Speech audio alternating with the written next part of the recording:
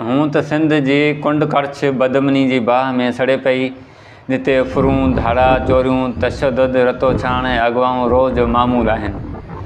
अहिड़नि बदकिस्मत ऐं बदमनी वारनि ज़िलनि में घोटकी ज़िलो टॉप ते आहे, जिते कानून मफ़लूज बणियल आहे।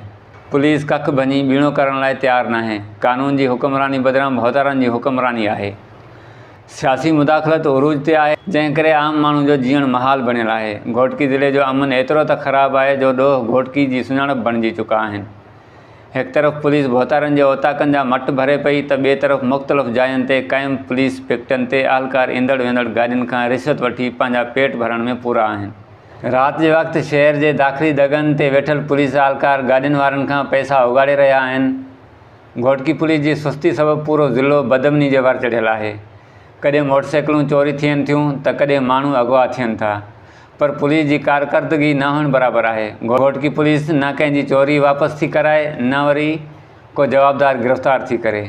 बाक़ी जेकॾहिं अव्हां वटि मोटरसाइकिल जा काग़ज़ न आहिनि त अव्हांखे गाॾी सुमाए चालान कयो वेंदो, छो त अव्हां कानून जी भञकड़ी कई आहे। ऐं जेकॾहिं अव्हां वटि काग़ज़नि जे बदिरां 200 खीसे में हूंदा त पोइ अव्हां बिना खुटके शहर में घुमी सघो था। घोटकी पुलिस में ईमानदार ऐं फ़र्ज़शनास अमलदार मुक़ररु करे ज़िले में अमन करायो वञे, जीअं आवाम सुख जो साह खणी सघे। उमर कोराई, मीरपुर माथेलो।